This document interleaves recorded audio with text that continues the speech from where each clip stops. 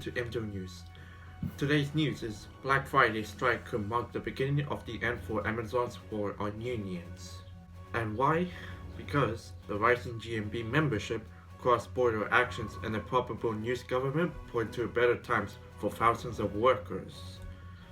10 months after this first historic walkout, GMB members of Amazon huge Coventry warehouse are staging a 28th day of strike action this week to coincide with Black Friday. Yes, that's right, today's Black Friday. The seeds of the dispute were sown in summer 2022 when some staffs reacted to furiously being told their pay would rise by 50p an hour, taking the basic rate from £10.50.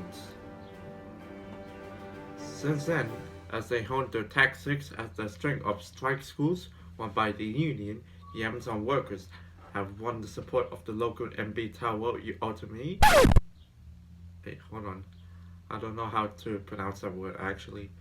And former US presidential consider Bernie Sanders. On Friday, they will be joined by Amazon workers on Germany, Italy, and the US, a move designed to underline unions' growing belief they are confronting the global tech giant takes cross-border collaboration.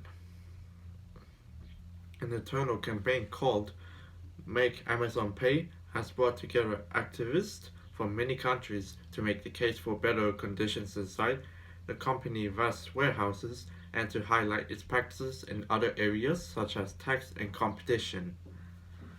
Workers know that it doesn't matter what country you're in or what your job title is, we are all united in the fight for wages with dignity and a voice of the job. That's what workers in Coventry are striking for, and that is why workers around the world are standing up to make Amazon pay, said Christy Hoffman, General Secretary of UNI Global Union.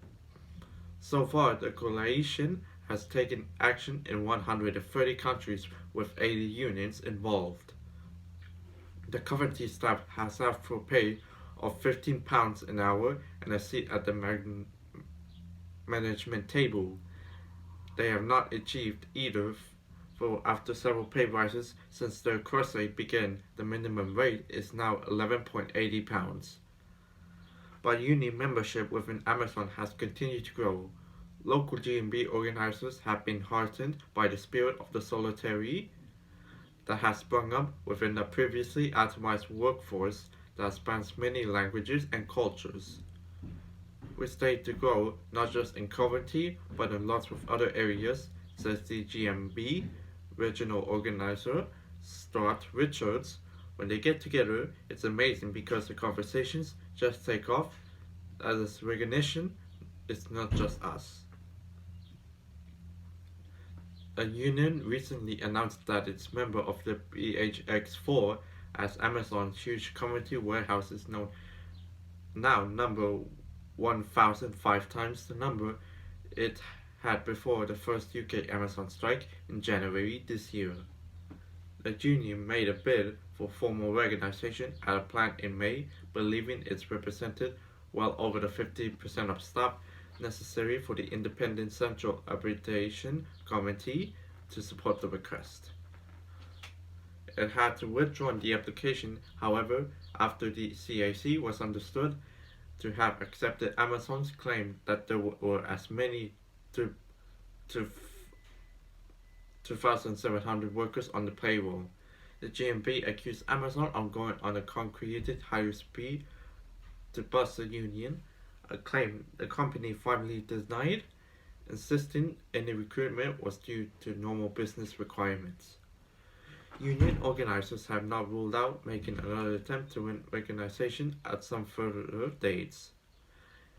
If they believe they have reached their 50% thresholds, Amazon has consistently insisted that the rolling program of strikes has little impact on the country operations, rather than a fulfillment center, dispatch goods directly to consumers' doorstep.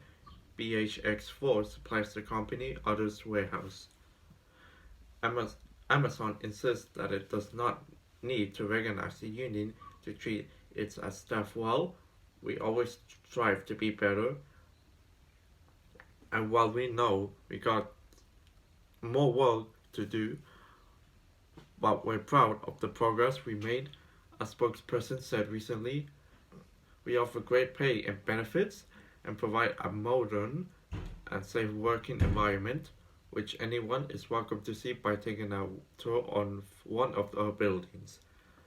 But if next year's general election result by anyone close to what President polling would suggest, Amazon may be on borrowed time in holding out against union representation. Labour is promising new pro-workers legalization within 100 days of coming to power, including making it easier for unions to organize.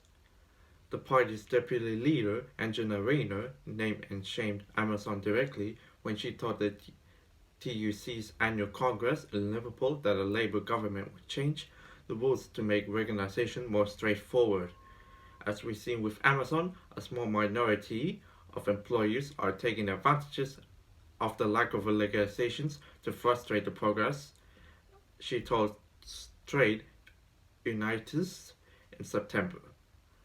For the time being, though, Richards and the hundreds of Amazon workers preparing to go on strike will be out in the cold and dark next Friday morning, still demanding better pay and a seat around the table. Just a quick reminder, Amazon's war on unions will not be able to return unless the Black Friday will strike, which it soon be will.